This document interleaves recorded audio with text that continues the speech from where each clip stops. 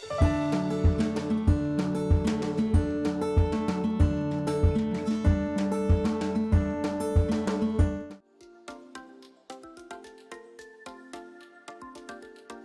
लोग अपनी उम्र में जब 15 से 16, 17 की तरफ जाते हैं, तो आप ध्यान दीजिए उसमें एक लड़का और एक लड़की फर्स्ट टाइम एक दूसरे को देखते हैं। वो अट्रैक्शन उनके दिमाग को बुरी तरह घायल करता है। उस समय वो 2-3 दिन के लिए ना तो अच्छी तरह पढ़ाई करते हैं, कोई घर का कोई काम की क्या तो चिल्ला के बात करते हैं, उनके दिमाग में कुछ चल रहा होता है, हम समझ नहीं पाते। गुड मॉर्निंग फ्रेंड्स, कैसे सब आप सभी का स्वागत है मेरे चैनल घुमक्कर तेजस में। सो फ्रेंड्स, आज हमारे ट्रिप का डे 2 है। सो आज बहुत साइट सीन होने वाले हैं। हम लोग ग्वालियर जो साइट सीन है ग्वालियर के आसपास के वो सब देखने वाले हैं और मेरे से अभी वर्चुअली देखने वाले हो। सो अभी टाइम अभी बज गया है 7। तो अभी ब्रेकफास्ट का मुझे मैसेज आया है हम लोग ग्रुप्स के जैसे कि ब्रेकफास्ट रेडी है। तो हम अभी ब्रेकफास्ट करते हैं, फिर आगे फिर बस में चलते हैं, फिर आगे की बात आपको बताऊंगा।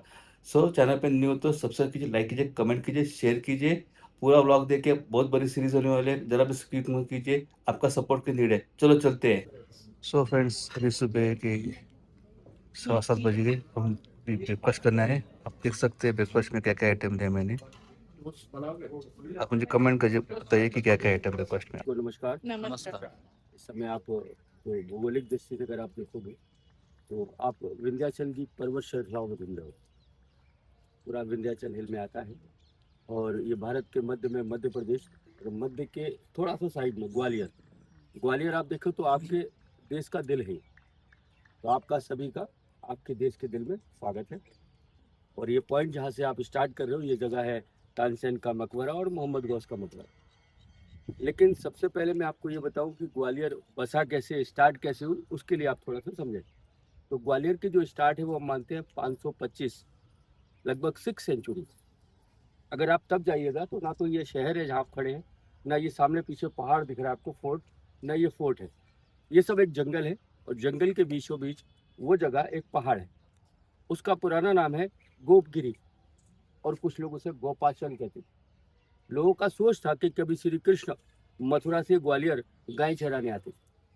इस कारण इस पूरे क्षेत्र का नाम गोपाचल क्षेत्र था। जो गाय चराते हैं उनको देशी भाषा में ग्वाला बोलते हैं। उनमें एक साधु बना जिसका नाम हो गया ऋषि गालव, जो इस पहाड़ के ऊपर जो देख रहे हैं फोर्ट वहां पर एक तप करते थे। उन दिनों में बाहरी राजा लोग बहुत यहाँ शिकार के लिए आते थे। तब यहाँ शेर, चीते, हिरन पाए जाते थे। तो लगभग 35 किलोमीटर दूर एक जगह है कुंतलपुर, जहाँ कभी पांडवों की माता कुंती का जन्म हुआ है। राजा सूरज सेन वहाँ के राजा हैं और यहाँ शिकार के लिए आए हैं। बहुत थके हुए पानी की तलाश में पहाड़ के ऊपर चले गए। उन्हें लगा कि मैं ऊंचाई पे खड़े होकर देखूं तो कोई तालाब या पोखर दिखे, वहाँ मैं पानी पी लूं। ऐसा विचार करके वो पहाड़ पे गए। ऋषि गालब जो है उनसे मिले और पानी पीने के लिए मांगा। तो यहाँ एक छोटा सा कुंड था पहाड़ के ऊपर। उन्होंने बोला वहाँ जाओ और पानी पी लो। राजा को लंबे समय से कुष्ठ रोग था, लेप्रोसी। तो जैसे ही उसने पानी पीने के लिए पानी को टच किया, उसका कुष्ठ रोग समाप्त हुआ। राजा ने खुश होकर वहाँ एक तालाब बनाया जो सूरजपाल के नाम से सूरज कुंड है। वो तालाब फोर्ट के ऊपर ही है। यहाँ जो ऋषि गालब थे उन गालब के नाम से ग्वालियर शहर बसाया। तो आप हाईवे पे जाओ तो लिखा रहता है गालब नगरी में आपका स्वागत है। तो गालब ऋषि के नाम से गालब नगरी और ग्वालियर नाम पड़ा। फिर उस राजा ने इस पहाड़ी को आउटसाइड बाउंड्री वॉल कराया। तो फोर्ट की आउटसाइड वॉल 10 किलोमीटर की। ये किला जो है 3rd largest fort in India है। पहला और बड़ा किला हमारा कुंभलगढ़ है राजस्थान में, वो 36 किलोमीटर का है। उसके बाद हमारा चित्तौड़गढ़ जो 14 किलोमीटर का है। इसके बाद हमारा ग्वालियर जो 10 किलोमीटर का है। तो यहाँ पहले राजा सूरजपाल, लास्ट राजा जयाजी राव सिंधिया, इनके बीच में यहाँ लगभग 110 राजाओं ने राज्य किया। उन 110 राजाओं में अगर आप देखो तो अलग अलग 7 डायनेस्टियां हुई। तो सबसे पहली डायनेस्टी का नाम है कुशवाहा। राजा राम जी को 2 बेटे हुए, लव और कुश। तो कुश के वंशज को हमने कुशवाहा कहा। ये सारे सूर्यवंशी राजपूत थे। इन्होंने 6 सेंचुरी से 11 सेंचुरी तक राज्य किया। इन राजाओं ने फोर्ट के अंदर बाउंड्री वॉल और कुछ मंदिरों के निर्माण कराए। तो हम लोग जो फोर्ट में जाएंगे तो वहाँ 2 मंदिर हैं बड़े सुंदर, जिनका नाम है सास बहु मंदिर। ये सास बहु मंदिर नाम की जो जगह है वो राजा महिपाल के द्वारा 1093 नियर अबाउट 11 सेंचुरी 1000 साल पहले बनाई गई। तब की आप बात करो तो इतना शहर डेवलप नहीं था, केवल पहाड़। तो राजा की माता जी विष्णु को मानती थी, वहाँ बड़ा विष्णु मंदिर है। भगवान विष्णु को 1000 भुजाएं होती हैं, तो लोग उसे बोलते हैं सहस्त्र बाहु। सहस्त्र मतलब 1000 और बाहु मतलब भुजा। फिर राजा ने विवाह किया। अब उनकी जो पत्नी आई वो शिव की उपासक थी, तो उसने बड़े मंदिर की कॉपी की और छोटा शिव मंदिर बनाया। तो मंदिर संख्या 2 हो गई। वो दोनों अलग अलग गॉड को मानते थे, अलग अलग मंदिर, उनके रिलेशन सास बहू के थे तो लोग सास बहू कहने लगे। बाद में मुगल शासकों ने उनकी मूर्तियां तोड़ी, तो अब हम जाते हैं तो पूजा नहीं होती है, जस्ट प्रोडक्ट मॉन्यूमेंट। ओके। इनके बाद दूसरे वंशज आए जिनका नाम था प्रतिहार, और प्रतिहार वंश में एक राजा हुआ, राजा मीर भोज, जिसने एक दक्षिण भारत की राजकुमारी से शादी की। दक्षिण भारत में एक जगह है तेलंगाना, वहाँ जो शादियां करते थे वो मंदिरों में करते थे। इस कारण राजा ने वैसे ही मंदिर ग्वालियर में बनाया, तो तेलंगाना के नाम से तेली का मंदिर बना। वो मंदिर जमीन से 100 फुट ऊंचा है, उसका टॉप हाथी की पीठ के आकार का है, जिसको हम लोग द्रविड़ियन शैली बोलते हैं। लेकिन वो भी विष्णु मंदिर है, मुगलों ने वहां भी मूर्तियां तोड़ी और वहां भी पूजा नहीं होती है। तभी तीसरे वंशज जो आए, इनका नाम है तोमर। तोमर आपके ग्वालियर के नहीं है, तोमर हमारे दिल्ली के हैं। अनंगपाल तोमर महाराजा पृथ्वीराज चौहान के नाना से जब उन्होंने दिल्ली बसाई। लेकिन जब मोहम्मद गौरी के हमले हुए तो ये वहां से निकलकर चंबल के तराई इलाकों में आए। तो होता क्या है कि एक राजा दूसरी जगह पलायन करता है तो अपनी पहचान छुपाता है। जैसे पांडव लोग अज्ञातवास में ब्राह्मण वेश में रहे, ऐसे ये लोग वहां से आए तो ये जैन धर्म को मानने लगे। ये यहाँ देखने के बाद हम लोग सूर्य मंदिर जाएंगे, उसके बाद फोर्ट जाएंगे, तो फोर्ट में जब हमारी गाड़ी ऊपर चढ़ेगी पहाड़ में, तो आप देखना आपके राइट और लेफ्ट साइड में बहुत सारे जैनियों की मूर्तियां हैं जो पहाड़ों को काट काट के बनाई गई हैं। तो वो सारी मूर्तियां राजा डोंगरेन सिंह तोमर बनाए। वो आके सफेद वस्त्र पहने, तो गौरी की फौजों को ये लगने लगा ये राजा वो नहीं है जो हमसे युद्ध किए, ये कोई शांत स्वभाव के। वो लोग वापस चले गए। यही लोग रह के जम गए तो उनके वंशज हुए राजा मानसिंह। तो उन्होंने एक सुंदर महल बनाया। तो आप जब होटल से निकले तो आपने पहला स्टेचू देखा था अभी राइट में, वो राजा मानसिंह का था। अब आपको बताऊं कि मानसिंह नाम के दो राजा हुए। एक तो मानसिंह जयपुर वाले जो अकबर के समय काल में रहे, लेकिन आप देखिए अकबर के पहले हुमायूं है, उसके पहले बाबर है, और बाबर के पहले आपके देश में मुगल नहीं है। ग्वालियर वाले मानसिंह बिफोर बाबर हुए। तो बाबर का टाइम 1526 है, इनका टाइम 1486 टू 1516, मतलब 10 ईयर बिफोर बाबर। इसके लिए इन्होंने यहाँ जो महल बनाया वो बिफोर मुगल बनाया, वो केवल हिंदू शैली का है। तो आज आप लोग आगरा देखने जाते हो, हम मुगलों ने बनाया, मुगल आर्किटेक्चर। आप थोड़ा राजस्थान घुसो तो वहाँ कई जगह हिंदू मुगल मिक्स हो गया, लेकिन ग्वालियर मानसिंह का महल केवल हिंदू शैली का है। उसका जो आर्किटेक्चर है प्योर हिंदू आर्किटेक्चर। तो जब ये महल बनाए तो बड़ा सुंदर था, उसके ऊपर सोने के प्लेट थे, बाहर मीनाकारी है। लेकिन बाद में मुगल शासकों के द्वारा सारा सोना और तांबा उसमें लूटा है, फिर उस महल को जेल बना दिया। ग्वालियर मानसिंह ने अपने शासनकाल में 9 रानियां रखी, जिसमें 8 रानियां उसकी राजपूत थी, राजा महाराजाओं की बेटियां थी, और सेम कास्ट थी, महल में ही रखते थे। 9वीं शादी उन्होंने लव मैरिज की। वो रानी गुजर जाति की थी, जिसका कभी अपना एक टीवी सीरियल आया था मृगनैनी, DD1 पे अगर आप लोग देखे हो। पल्लवी जोशी मृगनैनी बनी थी, मोहन भंडारी मानसिंह। तो मृगनैनी के लिए राजा ने अलग महल बनाया, वो महल किले के नीचे। 8 रानियां ऊपर रहती थी, 9वीं रानी अलग रखती थी। बाद में मानसिंह को 1516 में इब्राहिम लोदी हराया, जो सिकंदर लोदी का बेटा था। इब्राहिम लोदी को फर्स्ट बैटल ऑफ पानीपत में बाबर ने हराया। और बाबर जब फोर्ट में चढ़ा तो आप जो जनों की मूर्तियां देखेंगे, उनके जो फेस है वो सब बाबर के द्वारा तोड़े गए। इस कारण कई मूर्तियों में फेस नहीं है। तो 1526 से 1760 बाद में ये किला मुगल शासकों के अधीन रहा। उस समय ग्वालियर किले को इन्होंने आगरा को राजधानी बना दिया, और ग्वालियर किले को हैज ए जेल के रूप में यूज किया गया। इसके लिए एक बार जहांगीर जब ग्वालियर आया तो अपने साथ करीब 52 राजाओं को बंदी बना के लाया। इनमें सिखों के 6 नंबर गुरु हरगोविंद सिंह भी थे। ये सारे राजा कौन है जो मुगलों को टैक्सेस नहीं देते या उनके खिलाफ बगावत करते। तो इन सभी राजाओं को ग्वालियर किले के अंदर 2 साल 3 महीने तक बंदी बनाकर रखा गया। तो सिखों के जो 6वें गुरु हरगोविंद थे, ये संत टाइप थे, ये हमेशा पूजा पाठ करते थे। एक बार नूरजहां जो जहांगीर की वाइफ थी, उन्हें देखकर बड़ी प्रभावित हुई। उसने जहांगीर को रिक्वेस्ट किया कि आप सभी को पनिश कर रहे हो, मुझे प्रॉब्लम नहीं है, ये संत है, अगर आप चाहो तो इन्हें छोड़ दो। तो उसके विशेष कहने पर उनको सजा मुक्त कर दिया गया, और कहा कि वो किले में कहीं भी जाएं, बट किले के बाहर नहीं। तो फोर्ट के अंदर एक गुरुद्वारा है, जहाँ पर आज गुरुद्वारा है वहाँ कभी जंगल था। गुरु हरगोविंद सिंह वहाँ एक जगह पर बैठकर तप करते थे, तो उन्होंने तप किया। इस कारण से जहांगीर और खुश हो गया, फिर उसने छोड़ने के लिए कहा। तो उसने ये कहा कि मैं अकेला नहीं जाऊंगा, मेरे साथ सारे हिंदू राजाओं को छोड़ो। तो जहांगीर ने एक शर्त रखी कि इनमें जो भी राजा आपके कपड़े को टच कर ले, उतने राजाओं को आप ले जाओ। ऐसा कह के वो चला गया। ये रात रुके, इन्होंने एक बामन कली का कुर्ता बनवाया। जैसे आप महिलाओं में एक फ्रॉक सूट होता है ना, उसमें अलग अलग प्लेट्स आप लगाते हो तो बड़ा घाघरा सा हो जाता है, ऐसी उसमें काफी सारी प्लेट्स लगाई गई और कपड़ा बड़ा हो गया। गुरुजी ने उस कपड़े को पहना, जिसको चोला नाम दिया गया, बामन कली का चोला। बात सुबह होते ही सभी राजाओं ने उस चोले को पकड़ा और सारे लोग रिहा हुए, जिनकी याद में दाताबंदी छोड़ एक गुरुद्वारा बना। तो यहाँ जो गुरुद्वारा है वो लगभग 40 बरस पुराना है। उसका इतिहास 400 साल पुराना है। इस कारण ग्वालियर किले में गुरुद्वारा बनाने की परमिशन मिली। बाकी आप हिंदुस्तान में किसी भी किले में जाएंगे, आपको फोर्ट में गुरुद्वारा नहीं मिलेगा। ये अभी 40 साल पहले ये बनाया है भाई। गुरुद्वारा नया है, अच्छा अच्छा, लेकिन इतिहास पुराना है। इतिहास पुराना है। 1760 तक मुगल है। 1761 में आपके यहाँ सिंधिया वंशज आ गए। तो सबसे पहले जो सिंधिया आए उनका नाम था पाटलिपुत्र महाजी सिंधे, और ये लोग सिंधे हैं, सिंधे से सिंधिया कन्वर्ट, लेकिन है सिंधे। हाँ, तो महाराष्ट्र में एक जिला है शतारा, वहाँ एक छोटा गांव है कनेरखेड़, उस गांव के ये लोग किसान और जागीरदार थे, ये लोग राजा नहीं थे। तो पूना के बाजीराव पेशवा के महाजी सिंधे एक सेनापति होते थे। लास्ट में मराठा फौजों ने जब मुगलों के खिलाफ छापामारी युद्ध शुरू किए, तो औरंगजेब की मृत्यु के बाद मुगल कमजोर पड़े। उधर से लड़ते हुए जब आए तो ये गद्दी इन्होंने मुगलों से जीती। ये बात पेशवाओं को पता लगी, बड़े खुश हुए। पेशवाओं ने सिंधे को राजा बना दिया। यहाँ का जो अन्न था उसका हिस्सा ही पेशवाओं को देते थे। फिर सिंधे क्या है कि राजा हुए 1843 में, उनका नाम हुआ जयाजी राव सिंधे। तब इनके और अंग्रेजों के बीच एक फाइट हुई। वो फाइट कहाँ हुई? जहाँ महाराजपुरा एयरपोर्ट बना है ग्वालियर में, उस फील्ड में, जिसमें सिंधे हार गए, अंग्रेज जीते। इनके बीच कंप्रोमाइज हुआ। प्रस्ताव ये था कि राज्य सिंधे करेंगे, लेकिन रूल अंग्रेजों के मानेंगे। तो ये बाद में उनके अंडर प्रेशर रह के राज किया। इसके लिए 1857 का जब युद्ध हुआ, जब झांसी की रानी लक्ष्मीबाई तात्या टोपे के साथ लड़ती ग्वालियर पधारी, तो ये जयाजी राव उसको हेल्प नहीं की थी। इसके लिए झांसी की रानी ग्वालियर में मारी गई। तो झांसी की रानी का समाधि यहीं पर है। यहीं पर बाद में तात्या टोपे जी को गिरफ्तार कर लिया, इनको शिवपुरी में ले जाकर फांसी दी। तो हमारे भारतीय स्वतंत्रता सैनिकों की रीढ़ टूट गई। इससे अंग्रेज बड़े खुश थे। तो आज सिंधिया का महल जो सिटी में है, वो महल 1857 के बाद 1874 में बना। इसके लिए उसको बनाने में बाद में अंग्रेजों का सहयोग है। तो उस बिल्डिंग को हम लोग आफ्टर लंच जाने वाले हैं। वो पूरी बिल्डिंग यूरोपियन शैली में है। उसके अंदर 400 रूम है। उसका बिल्डिंग का आर्किटेक्चर इटालियन और पर्शियन है, जिसके 27 रूम में म्यूजियम है। तो आप जाइएगा तो England furniture, France furniture, Italian furniture, as a tourist आपका मन खुश हो जाएगा।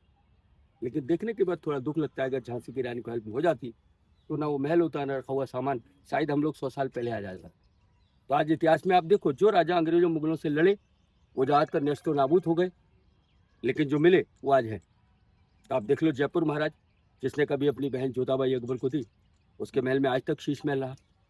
वहीं चित्तौड़ के महाराणा प्रताप, महाराष्ट्र में छत्रपति शिवाजी महाराज, पंजाब में राजा रणजीत सिंह जी, ये जीवनभर मुगलों से लड़े, इनके किले खंडर है।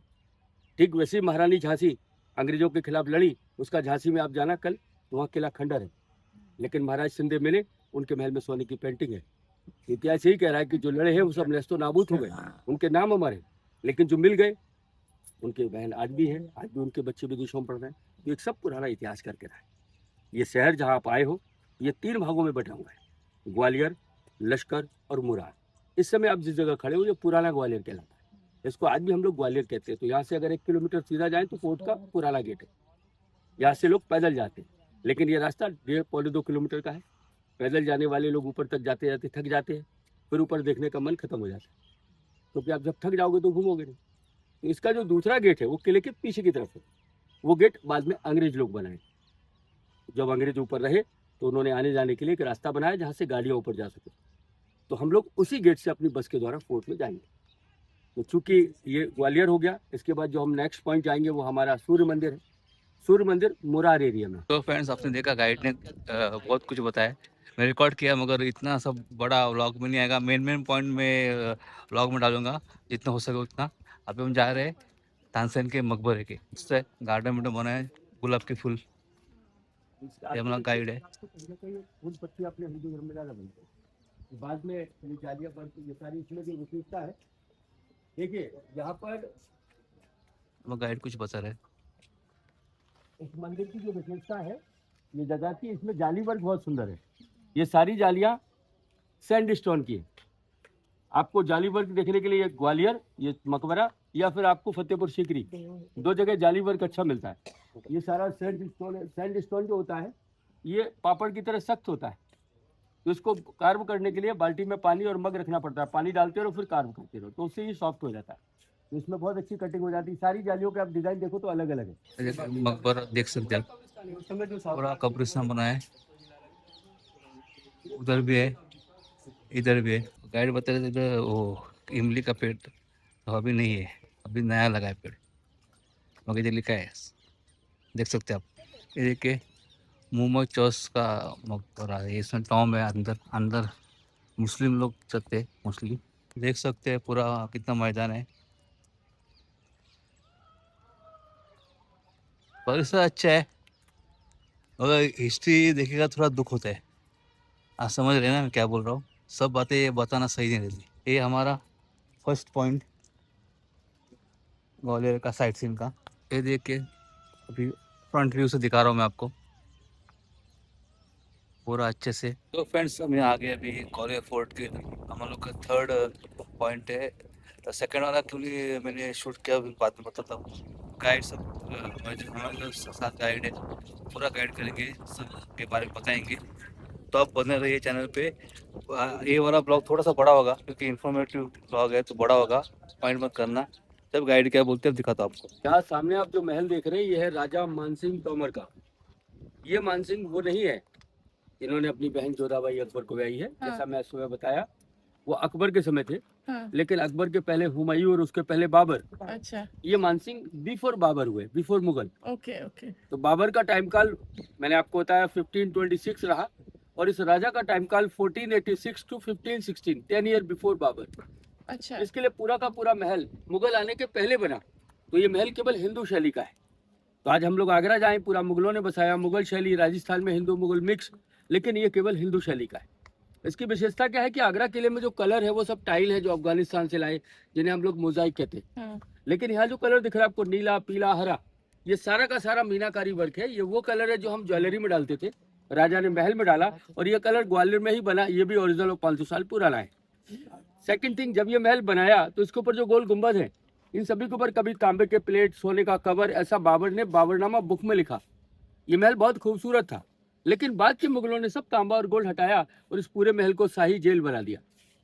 ओ, इस मानसिंह को अपने शासनकाल में 9 रानियां थी, जिसमें 8 रानियां राजपूत थी जो सेम फैमिली से थी, इसी महल में रखते थे।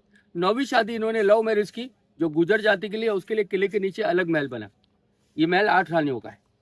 तो यहाँ पर आप बिल्डिंग को आउटलुक करें तो दोनों बड़ी मीनारों के बीच में छोटा विंडो है। उसके दोनों तरफ जालियों में हाथी दिखाई दे रहे हैं आपको।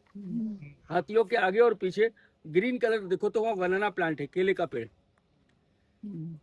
ऊपर वाली लाइन में थोड़ा राइट में जाओ तो बड़े और छोटे गुंबद के बीच में एक टाइगर है। दिख रहा है सभी को टाइगर वो कोने में? वहां से एकदम लास्ट वाला जो ब्लू कलर है कोने में, वहाँ एक टेल ऊपर जा रही है, पीछे 2 पैर है, फेस क्लियर नहीं, वहाँ एक लायन है जिसके फेस के कलर हट गए। फिर आप थोड़ा नीचे आ जाओ तो येलो लाइन में डक है। लेफ्ट वाला टॉवर देखो और उसको देखते हुए सबसे नीचे आ जाओ तो नीचे जो ब्लू कलर है ना, उसको ध्यान से देखो, उसमें यू आकार का डिजाइन है। हाँ, 2 क्रोकोडाइल हेड है, ऊपर को आ रहे हैं, बीच में जो लंबा लंबा है वो लोटस फ्लावर है, उसको मुंह में होल्ड कर रहे हैं। इसके बाद सेकंड टॉवर देखिए और इसको देखते हुए सबसे नीचे आ जाइए तो ब्लू कलर में जो ग्रीन पैरेट है। तो एलिफेंट जो है ये रेन गॉड इंद्र का व्हीकल है जो गॉड ऑफ मानसून है। टाइगर गॉड दुर्गा का व्हीकल है जो सिंबल ऑफ पावर है। केले का पेड़ हरा होता है, हरियर नाम विष्णु जी का है। डक का कलर येलो है और येलो कलर हमारे यहाँ सरस्वती जी का है जो गॉडेस ऑफ एजुकेशन और म्यूजिक है। नीचे क्रोकोडाइल रिवर गॉड गंगा का व्हीकल है। पैरेट सिंबल ऑफ लव को दर्शाता है। लायन को हम लोग देसी भाषा में सिंह बोलते हैं। सारे राजपूत राजे नाम के पीछे सिंह लगाते थे। तो सारे एनिमल और ट्रीज वगैरह हिंदू रिलीजन है और ये प्योर हिंदू आर्किटेक्चर बिल्डिंग है। इस महल में ये जो पहला गुंबद बना है ये राजा के समय का पब्लिक ऑडियंस हॉल था, दीवाने आम। जब राजा को लोगों से मिलना हुआ, राजा को आम सभा लेनी है, तो यहाँ बैठ के राजा लोगों से मिलते थे। ये राइट में आपको दिखता है बीच में टीला टाइप है, ये पुराना बारूद खाना है। इसको अंग्रेज लोगों ने बनाया था। इसके अंदर तोपों के गोले और गन पाउडर रखते थे। साइड में वो नई दीवारें जहाँ भैया खड़े, तो आप देखो लंबे लंबे हॉल दिखाई दे रहे हैं, वो सारे अंग्रेज बनाए दीवारें, क्योंकि लड़ाई के समय वहाँ गनर लगाते थे। शाम को एक प्रोग्राम होता है लाइट एंड साउंड का, तो सामने वो सीढ़ियाँ बनी है, वहाँ लोग बैठकर साउंड एंड लाइट देखते हैं। ये सारे प्रोजेक्टर जो मशीनें लगी हैं सब लाइट एंड साउंड की। अब थोड़ा सा पीछे देखो तो एक बिल्डिंग दिखाई देती है उधर, उसमें मोटे मोटे खंभे दिखाई दे रहे हैं। तो उसके अंदर अभी 82 पिलर है, लेकिन पुराने समय में जब बिल्डिंग बनाई गई तो इसमें 84 पिलर थे। तो ये जगह एक शिव मंदिर था। तो जब ये मंदिर था इसका एंट्रेंस गुंबद के नीचे था। ये रोड के किनारे जो लंबी दीवार जा रही है ना, नहीं थी लोग, तो लोग वहीं से मंदिर में जाते थे। तो आप देखो बाउंड्री के अंदर एक छोटा गेट भी दिखाई देता है। तो इसके अंदर 84 पिलर, मतलब हमारे यहाँ 84 लाख योनियाँ होती थी, उसको सिम्बलाइज करता था। ये पुराना शिव मंदिर था। बाद में मुगल आने के बाद आगे दीवार बना के रास्ता बंद कर दिया। राइट साइड में देखो ये बड़ा सा गेट जो बना है, ये जहांगीर ने बनवाया और उसने इस बिल्डिंग को जेल में कन्वर्ट कर दिया। तो जहांगीर आगरा से जो बामन राजाओं को लाया था, जिनमें सिखों के 6वें गुरु हरगोबिंद थे, उन सभी राजाओं को इन्हीं खंभों में बांध कर रखते थे। बाद में उन्होंने इसी जगह से छोड़ा, तो आज सिख लोग गुरुद्वारा देखने के बाद ये खंबे देखने आते हैं, क्योंकि यहीं पर उनके गुरु वगैरह बंदी थे। चूंकि राजा उनके बामन थे तो लोग इसे बमंजा थंब कहने लगे, लेकिन खंबे आज भी 82 है। शिवलिंग जो फेंक दिया गया था वो मुगल शासकों के बाद 1761 में जब सिंधिया शासक आए, उन्होंने सफाई कराई, शिवलिंग मिला, उन्होंने बाहर मंदिर बनाया जिसका नाम कोटेश्वर मंदिर। तो कोट मतलब किले की दीवार, श्वर मतलब भगवान, तो कोटेश्वर मंदिर में जो शिवलिंग है वो कभी इसके अंदर होता है। यहाँ पर ये बिल्डिंग अंग्रेज बनाए थे, इसका आर्किटेक्चर ब्रिटिश है, पुराना हॉस्पिटल, पीछे जेल था। अभी सेंट्रल गवर्नमेंट ने कन्वर्ट करके इसमें आर्कियोलॉजिकल म्यूजियम बनाया है। तो आप अंदर देख रहे हैं बहुत सारी पत्थर की मूर्तियों का कलेक्शन है। अंदर वहाँ वो नंदी रखा है, उसका सर कटा है, बीच में शिवलिंग लगे हुए हैं। तो ये सब मूर्तियाँ आसपास से खुदाई में निकली जिन्हें लगाया हुआ है। अंदर जा सकते हैं उधर? सब जगह जा सकते हैं। तो जैसी बिल्डिंग दिख रही है ऐसी पूरे फोर्ट के अंदर 28 बिल्डिंग है। आपने जब किले में चढ़ाई की ना तो आपको बोर्ड मिला सिंधिया स्कूल करके, तो मन में एक विचार आया ना कि स्कूल कहाँ है। तो 1881 में जब सारा किला ब्रिटिश आर्मी ने कैप्चर कर लिया तो अंग्रेजों के ऑफिसर बंगले और आर्मी के बैरिक्स बनाए गए। जब अंग्रेज गए तो सारा कुछ सिंधिया महाराज को दे गए। इन्होंने इसके अंदर सिंधिया स्कूल डाला, जिसके अंदर जो फी है वो करीब 18.5 लाख रुपए है एक साल का। ये पूरा 18 लाख एक साल का। तो ये पूरा बोर्डिंग स्कूल है, केवल बॉयज है। तो अच्छा आपके सलमान खान, अरबाज खान, मुकेश अंबानी वगैरह कभी इसमें पढ़े। तो ये बड़ा सा बोर्डिंग स्कूल फोर्ट में ही है। करीब 550 बच्चे आज भी फोर्ट में रहते हैं। तो ये पूरा बोर्डिंग स्कूल है और केवल बॉयज है। सिंधिया कन्या विद्यालय भी है, वो हमारे सिटी में स्टेशन के पास, जिसमें कभी वो भी रवि बोर्डिंग स्कूल है। वो उसमें बोर्डिंग और डेज दोनों है, लेकिन इसमें पूरा बोर्डिंग। अच्छा तो अभी हम लोग यहाँ से महल के अंदर की तरफ चलेंगे। यहाँ पर आप देखो इस महल में जो पहला टावर है ना, ये लेफ्ट वाला, ये नया है। सो ये देखिए पैलेस का नज़ारा दिखाता आपको मैं, पूरा पैलेस है। गाइड ने अच्छे से एक्सप्लेन किया कि मुझे एक्सप्लेन करने की जरूरत नहीं पड़ रही है। ग्वालियर शहर दिखाई दे रहा है। ग्वालियर शहर हमारा जो मैं बताया आपको 3 पार्टों में डिवाइड है। ये सब पुराना ग्वालियर है। तो आप वो गोल गुम्बद देख रहे हैं, मोहम्मद गौस का मकबरा, जहाँ आप सुबह गए थे, हाँ जी। कहाँ पर है वो सामने टावर के नीचे। हाँ ऊपर आओ ना, हाँ बीच में ये सामने टावर दिख रहा है, हाँ टावर के नीचे गुम्बद दिख रहा है, मोहम्मद गौस का, हाँ। सुबह गए थे। इसके बाद हमारी बस गई सीधा, तो वो एकदम लास्ट में जाके जो व्हाइट हाउस दिख रहे हैं ना, वो आपका सन टेम्पल है, मुरार एरिया। किधर वाइट? ये बिल्कुल हरे हरे के पीछे चले जाओ तो व्हाइट दिखने लगता है। ये जो बीच में ग्रीनरी ज्यादा है ना, उसके बाद एकदम पानी की टंकी दिख रही है आपको दूर को, वो पानी की टंकी के पास ही हम गए थे सूर्य मंदिर। फिर वहां से हमारी बस ऐसे घूम के आई, तो हम लोग ये सामने जो बड़ी बड़ी लाइटें दिख रही है, ग्वालियर का स्टेडियम, यहाँ क्रिकेट के मैच होते हैं। सचिन तेंदुलकर ने साउथ अफ्रीका के खिलाफ यही डबल सेंचुरी मारी थी। और जिस दिन मैच था उस दिन साउथ अफ्रीकन पूरी उनकी जो वाइफ आई थी प्लेयर्स की, उनकी वाइफों को मैंने किला घुमाया था। इसलिए उन लोग हार गए। तो जो राइट वाली लाइट है ना स्टेडियम की, उसके राइट साइड में हमारा होटल है। ठीक है ना भाई? जो लाइट लगी ना उसमें जो राइट साइड में लाइट है उसके नीचे हमारा होटल है। और ये जो बीच में क्रीम कलर दिख रहा है, किरण लगी है, ये अपना स्टेशन जो अभी नया बन रहा है। हाँ उधर काम चल रहा है। हाँ, सामने देखिए 2 मंदिर दिख रहे हैं, एक बड़ा और एक छोटा। ये सास बहू के मंदिर है जो मैं बता रहा था, वो सामने देखिए पहाड़ पे। और यहाँ पर ये सब नई दीवारें अंग्रेज बनाए। यहाँ पे लड़ाई के समय कैनन्स लगाते थे, गनर लगाते थे। तो बीच में टीला जो है बारूद खाना है। ये ग्वालियर गेट का पुराना रास्ता। आपने ये वाला व्यू कई सारी मूवीज में है, जैसे एक फिल्म आई थी लुका छुपी, उसमें ये रास्ता दिखाया है। एक कलंक मूवी आई थी आलिया भट्ट की, उसमें दिखाया था। एक साउथ मूवी बनी है PS1 पोनियन सिल्वन, उसमें भी व्यू दिखाया है। सामने जो पहाड़ दिखाई देते हैं, पहाड़ों के पीछे ग्वालियर में महाराजपुरा हवाई अड्डा है। तो राइट साइड में सेना का है, लेफ्ट साइड में डोमेस्टिक है। ये बीच में जो लाइन जैसी दिखाई दे रही है आपको, ये ग्वालियर में गंदे पानी का नाला है। नाले के बीच में पिलर देके उसके ऊपर एक रोड बना रहे हैं। इस रोड को नाम दिया एलिवेटेड रोड। ये काम चल रहा है, बनी नहीं है, देखो बीच में टूटी हुई है। तो अभी इसका काम अभी हम लोग मानसिंह महल के अंदर आ गए। और ये महल राजा की 8 रानियों का है, जैसा बाहर आपको बताया। ये रूम जिसमें आप खड़े हैं, ये उनका अपना संगीत कक्ष था, music room. So that time all the musicians used to sit downside floor and play the music, and all the queen used to sit behind the screen, they listen music. तो आप चारों तरफ घूम के देखो तो 8 जालियां हैं, 8 रानियां अलग अलग बैठती थी। पर्दा सिस्टम था, रूल थे कि रानियां संगीतकार को देखें, संगीत सुने, बट संगीतकार रानी को नहीं। अगर कोई संगीतकार कभी संगीत बजाए और वो ऊपर देख ले तो राजाओं के ऑर्डर में कुछ सर काट दे। इनके पीछे जाओ, ऐसा क्यों करते थे? तो उस समय जो राजा है उनका एक सोच है कि सारे राजा ताकतवर होते थे, रानियां सुंदर है तो उनकी संतानें भी ताकतवर और सुंदर हो। इसके लिए सुंदर रानियों के लिए लोग युद्ध करते थे। इसके लिए राजाओं को 8-8, 9-9 रानियां थी। तो अगर कोई संगीतकार ओरछा से आया है और वो संगीत कर रहा है और वापस वो रानी को देख लेता है, बाप में जब ओरछा जाएगा तो हो सकता है वहाँ के राजा को बोल दे ग्वालियर के राजा की रानी सुंदर है, वो तो आपके लिए ठीक रहेगी, तो अपनी फौजें लेके हमला कर देंगे।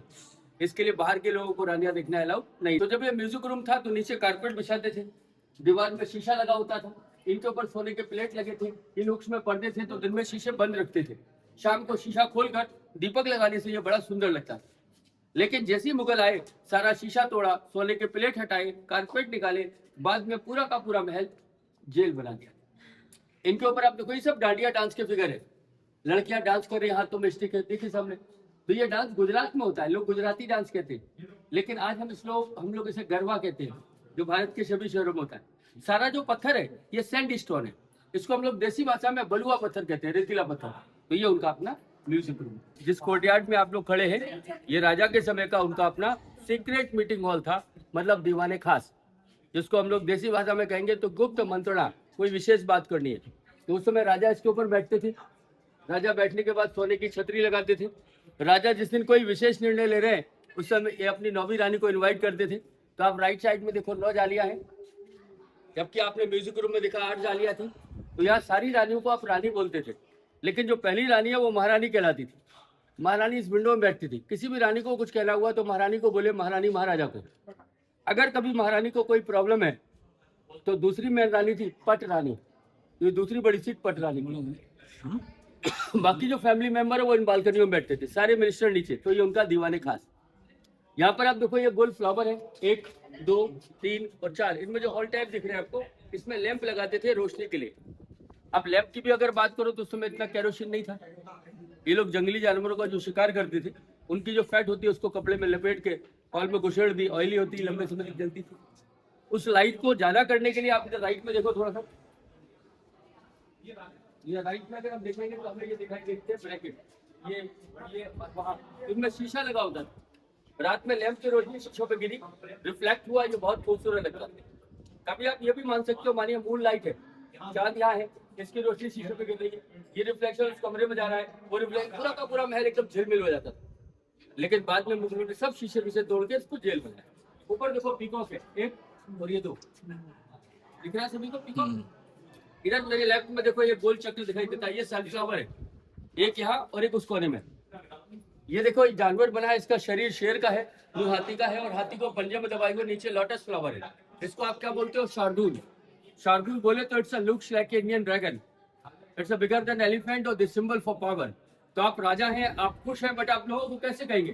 तो आपने सूर्योदय के पहले ऐसा पीकॉक वाला फ्लैग महल पे लगाया। सनराइज हुआ, लोगों ने देखा झंडे पे पीकॉक है, मीन्स राजा और रानी खुश है। पूरे शहर में लोग खुशियां मनाते थे। अब चारों तरफ आपकी चौकियां हैं, इसका फायदा उठाकर कोई दुश्मन हमला कर गया, आपके गुप्तचर आए, वो सूचना आपको दे गई, आप लोगों को होशियार करना चाह रहे तो आपने ड्रैगन और एलिफेंट का झंडा लगाया।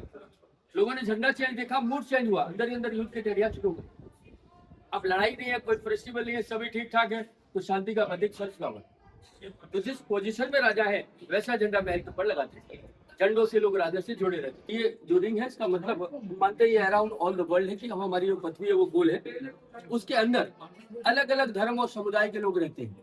ये उस चीज को सिम्बलाइज करते हैं। यहाँ पे देखिए कुछ लोग हिंदू है, क्रिश्चियन है, पंजाबी है, इस्लामिक है, जैनिज्म है और बुद्धिस्ट है। ये सभी लोग अपने भगवान को अलग अलग रूप में पूजते हैं, ये उसको सिम्बलाइज करते हैं। लेकिन ईश्वर एक ही है, भगवान एक ही है। तो क्या हमारी रामायण कहती है जो ब्रह्मो स्वस्ति दूसरे न कोई, ब्रह्म एक। लेकिन उसने अपनी व्यवस्थाएं चलाने के लिए अपने 3 अलग अलग रूप बनाए, जिनको हमने ब्रह्मा, विष्णु और महेश का नाम दिया। तो सभी का निचोड़ क्या है? भगवान तो एक ही है, लेकिन 3 बनाए।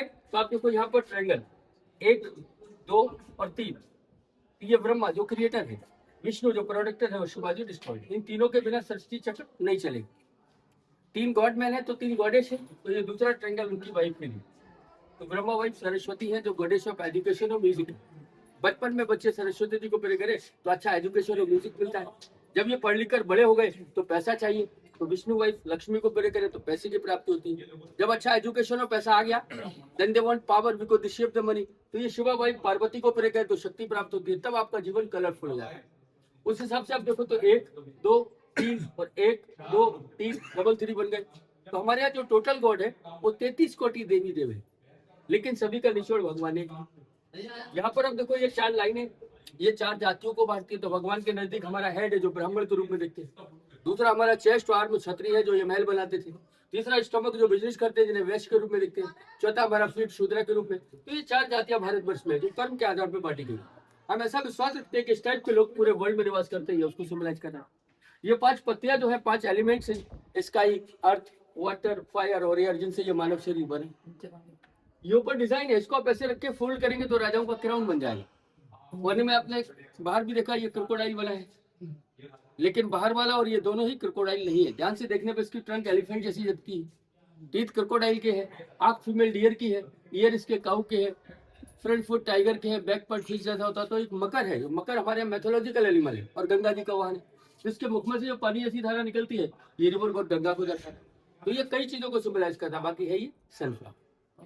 एक मीनिंग आप यहाँ पे देखें, ये जो ट्रायंगल है ना आपको नीचे आता हुआ दिख रहा है, ये ट्रायंगल आपको खुद ऊपर जाता हुआ दिख रहा है। तो हम मानते हैं कि आदान और प्रदान इस सृष्टि का नियम है। हमारे घर में बच्चा जन्म लेता है तो कहते भगवान ने दिया, और आफ्टर डेथ भगवान के पास गया। तो हमको ऊपर से कुछ आया भी और हमसे कुछ गया भी।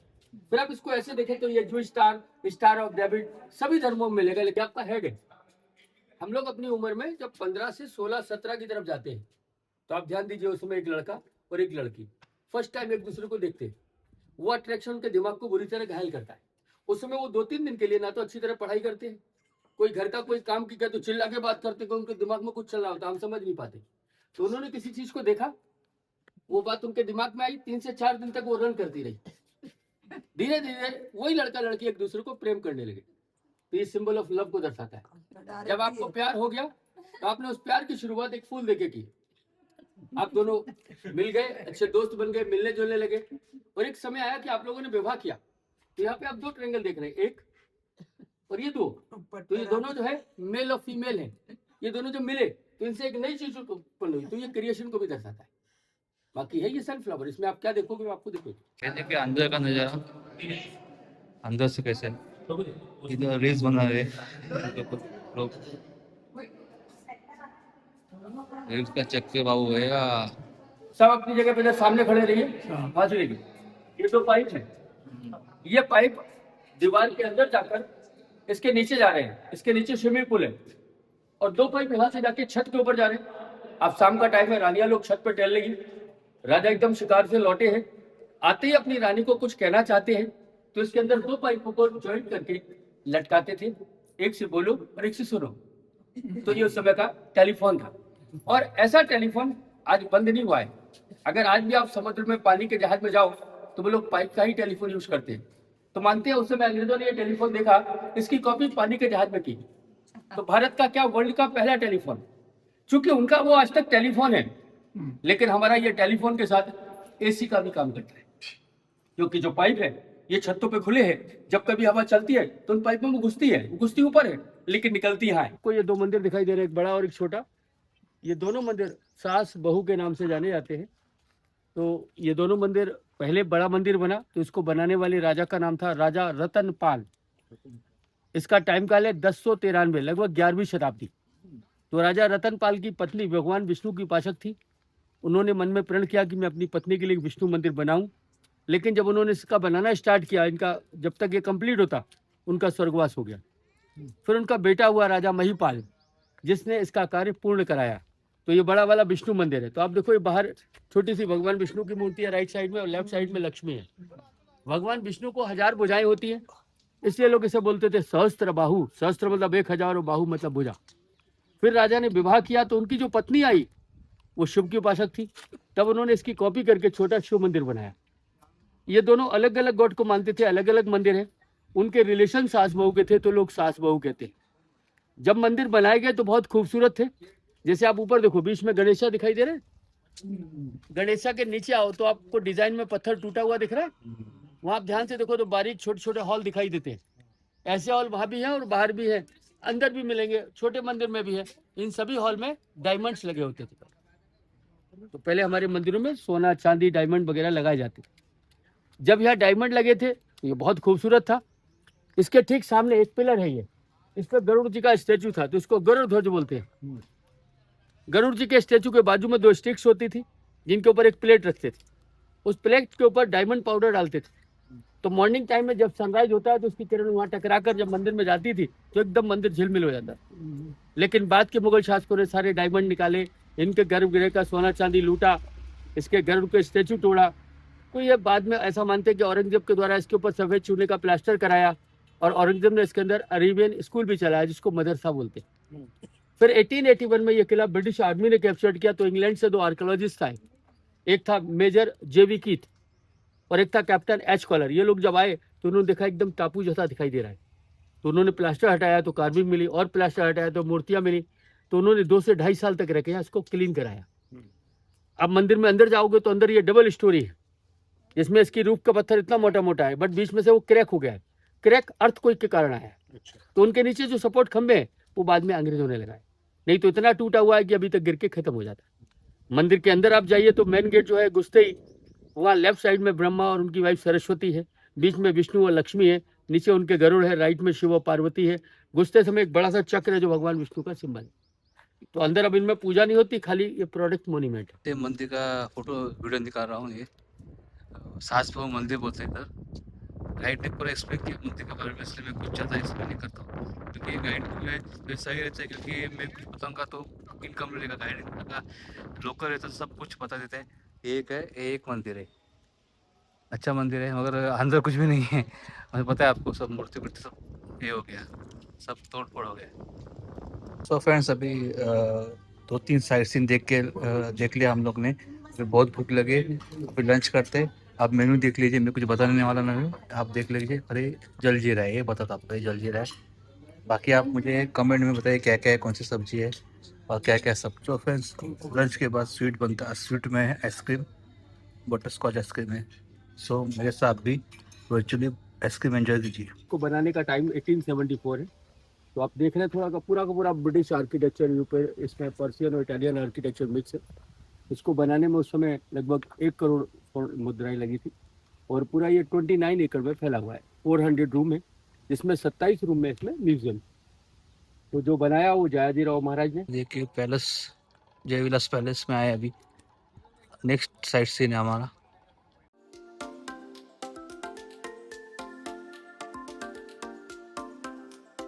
आए हैं महारानी लक्ष्मीबाई की समाधि स्थल है, मतलब कहना चाहिए उनके जीवन की लास्ट सांस उन्होंने यहाँ पर ली। सो हम इस समाधि स्थल भी आए।